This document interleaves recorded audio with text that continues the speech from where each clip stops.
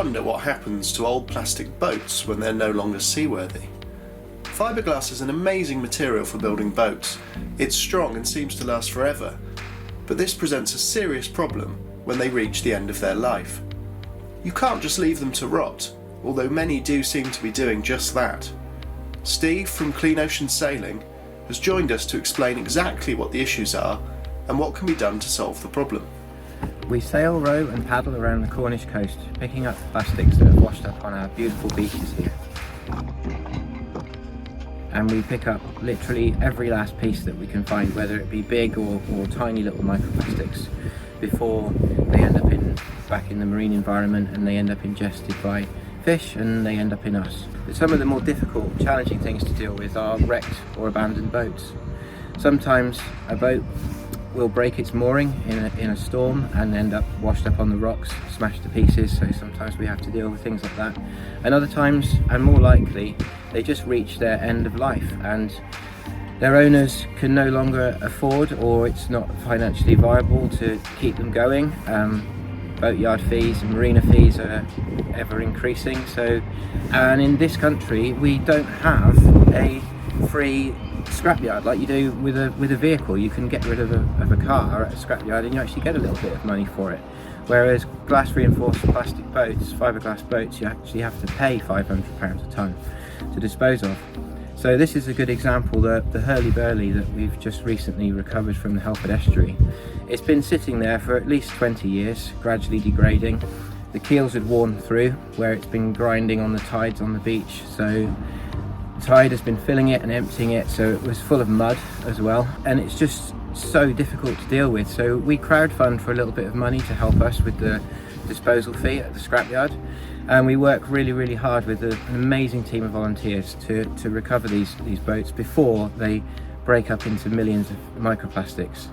The trouble with leaving a fiberglass boat in the marine environment is that it will leach oils and fuels from the engine and the fuel tanks, but over time it will also leach chemicals from the paints and the resins used, and over a lot of time it will actually break up into microplastics. And there's been some recent studies to prove that little pieces of glass from the glass reinforced plastic are actually being shown and filmed under a microscope in plankton, and then obviously that's then in the food chain forever.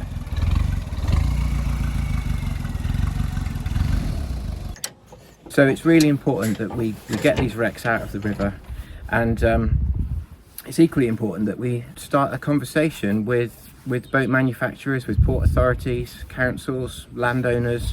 So we work with all these authorities and agencies to try to come up with, I don't know, maybe something similar to the French system, where in France and most of Europe there's a tax on the manufacture of the boat, and then there's a registration fee that the owner must pay throughout the lifetime of the boat, so that there's a pot of money put aside to deal with the cost of the scrappage at the end of the boat's life.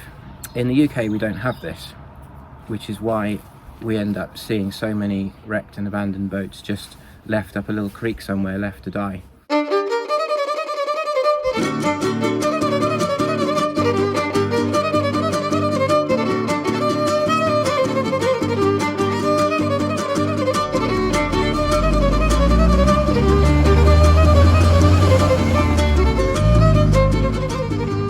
My poor old van Cecil here, as rusty as he is, he's stronger than he looks, and he works very hard. He's got a winch on the front here to pull the wrecks out of the creek onto the trailer. Then we clean them of the mud and everything, and we leave that actually on site because there might be microbes and worms and things that live in the mud. And then the rest of the boat is transported to Truro, as our nearest recycling centre, where I go on the weighbridge and I have to pay £500 a tonne to dispose of them. And I'd really like to ask everyone, if they are out walking their dog or walking the coast path or wherever you happen to be, if you see a boat that appears to be wrecked or abandoned, please head over to wreckfree.org. There's simple instructions there. You can upload a photo, a location would be essential really, and a brief description. There's some multiple choice questions to answer so we get an idea. In the first instance, it's to literally survey for the quantity of GRP that there is out there in the marine environment that needs dealing with. but it's also so that we can then crowdfund to deal with these boats and to try to responsibly dispose of them before they end up as microplastics in the ocean. To find out more and to become a patron, you can visit www.cleanoceansailing.com. They are crowdfunding to remove more and more wrecks, so any bit of support you can offer will go a long way. All the details are in the description below. Steve will also be talking about this issue at the Maritime Museum at the end of the month. Please do let us know your thoughts and ideas in the comments section.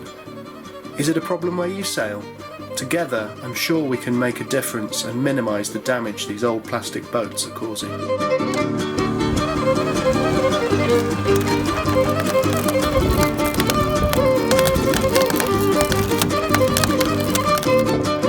Proper stuff.